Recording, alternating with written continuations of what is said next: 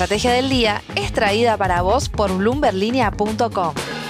Muy buenos días, estrategas. Soy Francisco Aldaya, editor de bloomberlinia.com, y hoy les voy a contar las 3 noticias más importantes para que arranquen su día. Además, Juan Pablo Álvarez con todo sobre los bonos en la fija. Como siempre, no se olviden de darle clic al botón para seguir a este podcast, de compartir este capítulo, de activar las notificaciones y si te gusta lo que hacemos acá de lunes a viernes, ¿por qué no darnos un 5 estrellas? 1.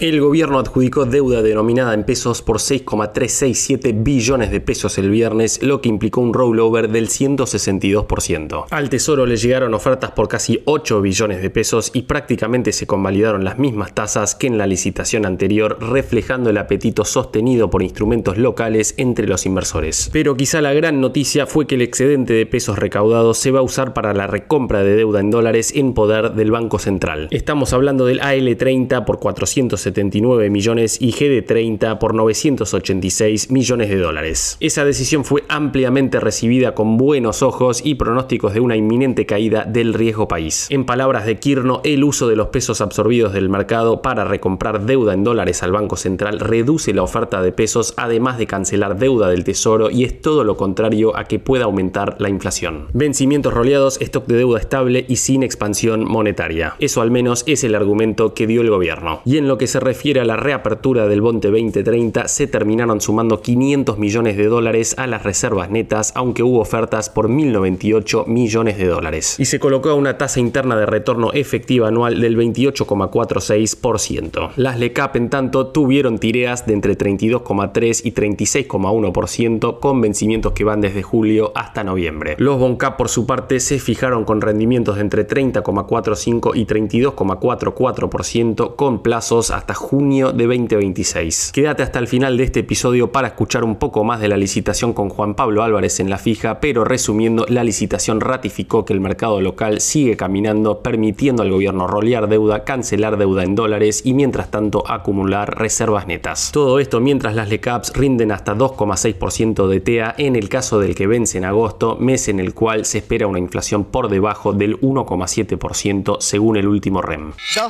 2 noticias de empresas argentinas con ADRs en Wall Street para cerrar la semana pasada que reflejan un poco la mayor aversión al riesgo y volatilidad que estamos viendo a nivel global. Por un lado, Globant salió a defenderse de rumores de despidos masivos que se viralizaron en redes sociales, confirmando que solo está cerrando oficinas físicas en Ushuaia y Resistencia por baja ocupación y que esas decisiones no implican despidos. Globant lidera las pérdidas entre ADRs argentinos este año con una caída de más del 50%, esto después de que reportara resultados por debajo de las expectativas en el primer trimestre, además de haber recortado su guidance. Esa caída bursátil pareció ser un caldo de cultivo para que comenzaran a circular fuertemente estos rumores de despidos masivos. Justo en una software factory que desarrolla soluciones de inteligencia artificial, en los papeles al menos soluciones que reducen las necesidades de staff en las empresas. Por otro lado, Banco Macro postergó hasta el 26 de junio su emisión de bonos en Nueva York, originalmente programada para la semana pasada, después de que las tasas ofrecidas no cumplieran con las expectativas. Y lo que se empezaron a preguntar analistas de portfolio personal inversiones es si la decisión de Macro no plantea interrogantes sobre la ventana de oportunidades para corporativos argentinos en el mercado internacional. Efectivamente, el banco buscaba levantar 500 millones de dólares, pero decidió no convalidar los precios del mercado. Y no es menor que el riesgo país argentino siga unos 300 puntos básicos por arriba del promedio de Latinoamérica, que nos lleva a preguntarnos si los inversores no se están volviendo más selectivos con los activos argentinos.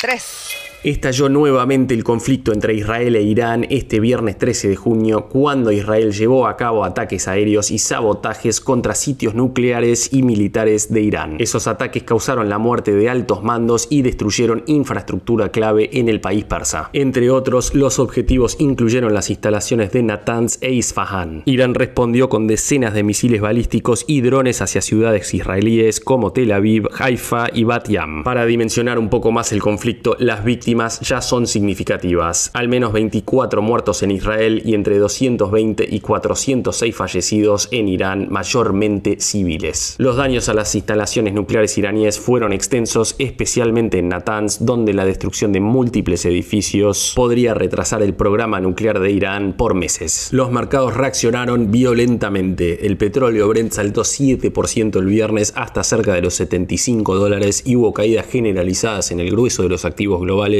incluyendo una merma del 1,1% para el S&P 500. Sin embargo, todo empezó a corregirse ayer, con el Brent cayendo más de 1,5% y el WTI casi 2%. Hacia la tarde de ayer, Trump dijo que Irán quiere empezar a negociar, pero que los israelíes iban a continuar por el momento con los ataques en territorio iraní. Aún así, el Dow Jones llegó a rebotar más de 0,5% ayer, el S&P 500 0,7% y el Nasdaq 1%. Y en línea con el rebote de las acciones, los bonos estadounidenses a 10 años terminaron rindiendo 4,45%, es decir, levemente por arriba del cierre del viernes, reflejando ventas en ese mercado. ¿Será que la volatilidad marca el pico de las tensiones o apenas el comienzo de una escalada mayor? Son preguntas que nos hacemos por estas horas, con pérdidas humanas ya muy importantes y movimientos caóticos en los activos financieros. Antes de pasar a la fija, veamos rápidamente cómo van a abrir hoy los mercados. El S&P Merval cayó 2,8% el viernes. Ayer lunes fue una jornada más roja que verde para las acciones argentinas en Wall Street, con caídas de más de 3% para BBVA y subas de hasta 10% para Bioceres. Los bonos ley Nueva York cerraron con caídas de hasta 0,2%. El dólar blue quedó el viernes en 1.190 pesos, el MEP en 1.193 y el contado con liqui en torno a los 1.190 pesos. En cuanto al dólar oficial, el minorista cerró en 1.200 y el mayorista en 1.182, mientras que el riesgo país cerró el viernes en 688 puntos por encima del promedio latino de 402.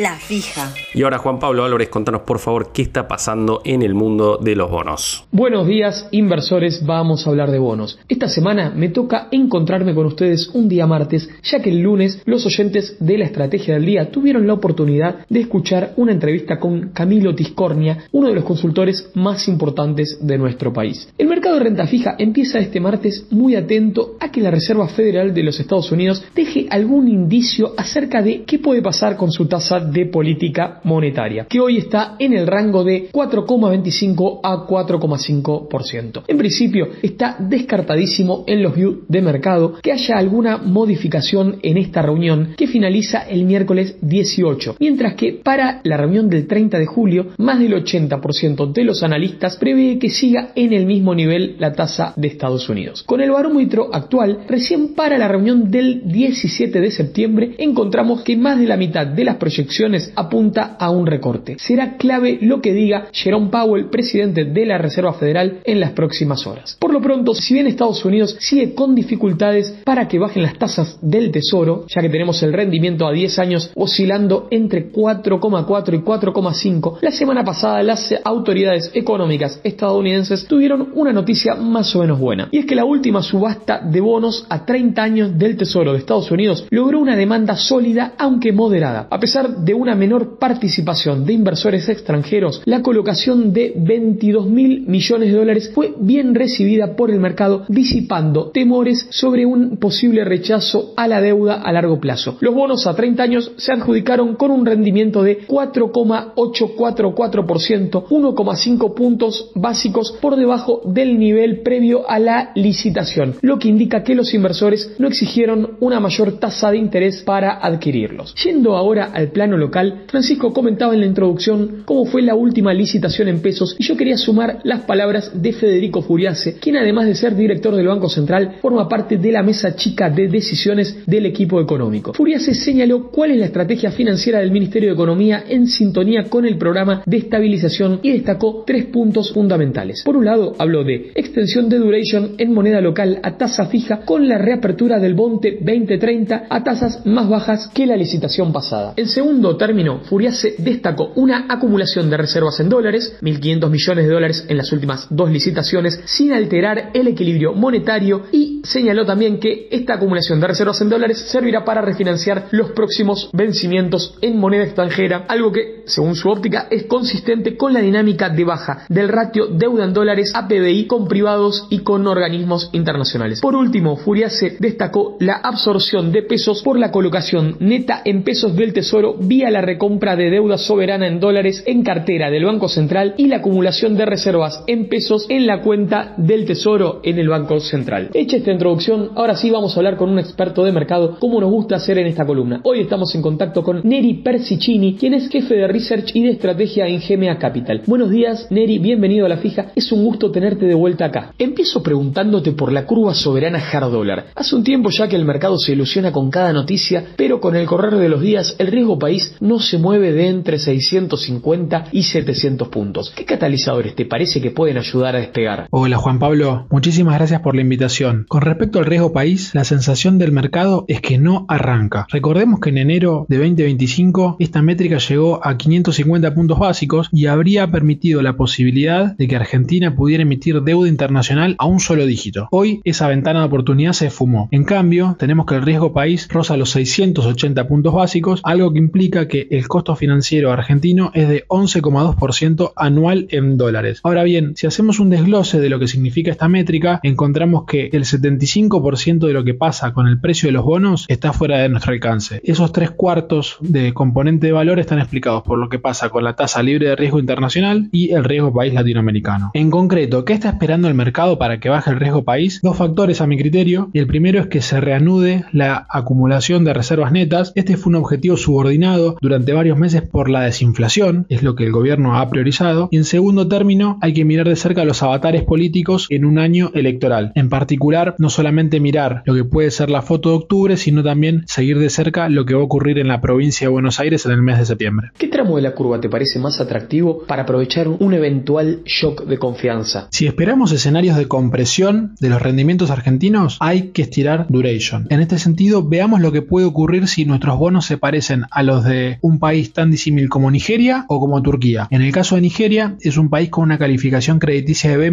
y en el tramo largo rinden 10% sus títulos. Esto quiere decir que si Argentina replicara este comportamiento, los títulos largos podrían revalorizarse entre un 9 y un 10%. ¿Qué pasaría en el caso de Turquía? Este país tiene una calificación crediticia de B+ y sus bonos largos rinden 8% anual. Esto implicaría que nuestros títulos tendrían una apreciación de capital de entre 22 y 23% si replicaran un movimiento similar. ¿Cuáles son nuestros top picks en este tramo de la curva? Los bonos 35 y 41, globales en legislación internacional y bonares para aquellos que puedan aprovechar un spread jurisdiccional en ley local. Te llevo ahora al tramo corporativo. ¿Crees que puede haber algún tipo de saturación en el mercado internacional con las ONs argentinas? Durante muchos años las empresas que emitían deuda en dólares vivieron en Disney. Se beneficiaron de un contexto en el cual los inversores buscaban refugio ante dudas sobre la voluntad y capacidad de pago del soberano. De esta manera los inversores convalidaban tiers mucho más abajo de lo que valían o rendían los globales o los bonares. En este sentido, hoy tenemos un ecosistema de tasas de entre 7 y 8% anual en dólares que están entre 300 y 400 básicos por debajo de lo que rinde el soberano. El problema para las empresas es que empieza a aparecer competencia. Y esa competencia es la del mismo soberano, no solamente porque muestra otras credenciales, otra solvencia fiscal y capacidad para acumular dólares, sino que también aparece competencia por emisiones en pesos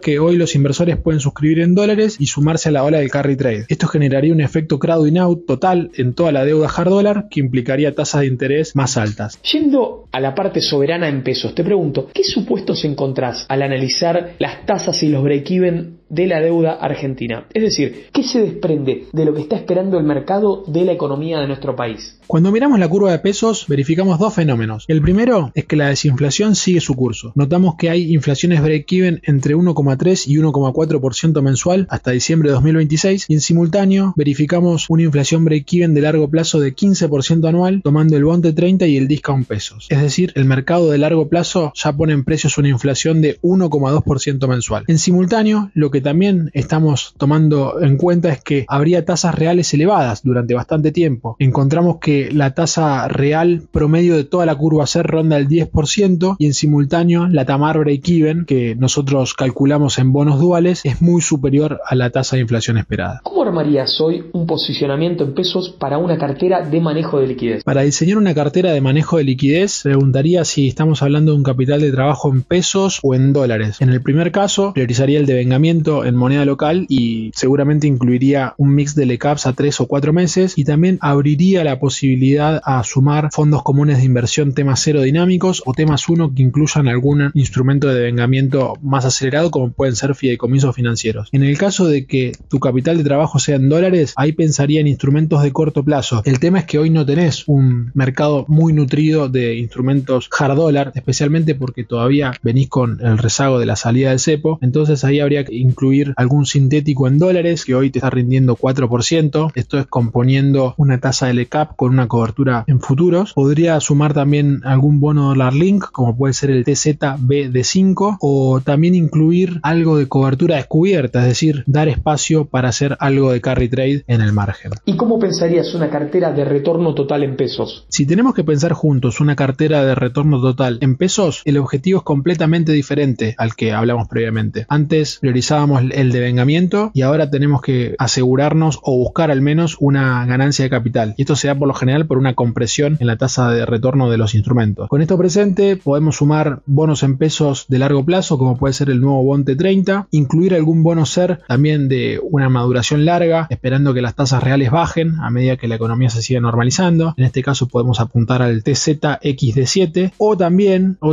sumar títulos de largo plazo en dólares para asegurarnos una cobertura extra ante variaciones del tipo de cambio. En este caso podríamos sumar algo de GD35. La semana pasada el Banco Central anticipó que están trabajando para unificar los efectivo mínimo de manera tal que los encajes de las cuentas remuneradas sean similares a los encajes de los depósitos del resto de los agentes de la economía. ¿Crees que esto puede afectar a los fondos comunes de inversión? La nueva medida de encajes del Banco Central probablemente afecte la rentabilidad de los money market. Esto es porque mayores encajes para remu de fondos comunes de inversión en el central le quitarían atractivo a lo que es la tasa de devengamiento de estos vehículos de liquidez. Esto podría ser parte de una política del gobierno que incentive a los inversores a estirar duration y a tomar riesgo soberano en los títulos en pesos que la autoridad coloca. No nos olvidemos que los money market siguen siendo la joya de la corona en el mercado o en la industria de fondos argentinos. Hoy explican el 58% del valor de mercado total. Pensemos que la industria está manejando unos 65 billones de pesos y los money market, considerando su variante clásica y dinámica, explican casi 38 billones. Cierro con una personal. ¿Cuál recordás como el mejor trade de tu vida y cuál como el peor?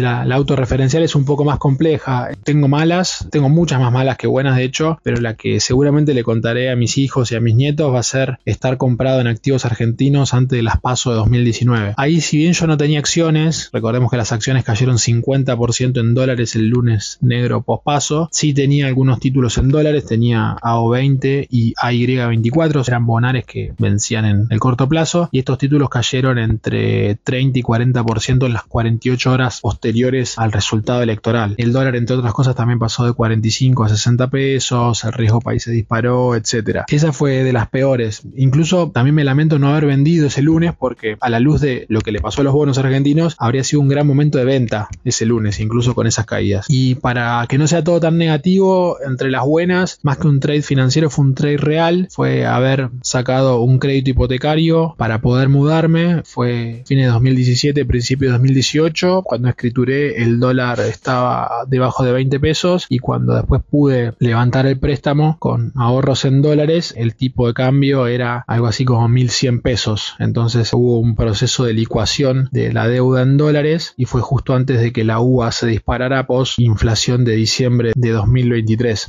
Entonces pude levantar el crédito que tenía con mucho menos dólares de lo que yo me había imaginado. Ahí pasaba por la fija Neri Persicini de GMA Capital, a quien le agradecemos muchísimo su generosidad y su muy buena onda. Antes de despedirme, les comento que la semana pasada pasada tuvimos 2 colocaciones de ONs en dólares de empresas del sector energético. Capex colocó una ON clase 11 en dólares por un monto de $45 millones con vencimiento el 17 de junio de 2028 con un cupón de 7,75%. En tanto, Oleoductos del Valle, más conocida como Oldelval, colocó $85 millones a una tasa de 7,89% a 3 años. Ahora sí, estimados oyentes, me despido de ustedes. Espero que tengan un muy lindo fin de semana largo y nos volvemos a encontrar el lunes que viene en La Fija.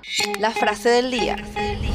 Antes de irnos, escuchemos lo que dijo este fin de semana Donald Trump después de conversar telefónicamente con Vladimir Putin por casi 1 hora. Siente como yo que esta guerra entre Israel e Irán debe terminar, a lo que yo le expliqué que su guerra también debe terminar. Por el momento no hay más que signos de pregunta respecto a ambos conflictos. Esto fue un nuevo capítulo de la Estrategia del Día Argentina. Yo soy Francisco Aldaya, editor de Bloomberg Línea, y me podés seguir en X en @franaldaya. No se olviden de darle clic al botón para seguir a este podcast y a la campanita para que se enteren al instante cada vez que sale un capítulo de lunes a viernes. Espero que tengas una gran jornada productiva.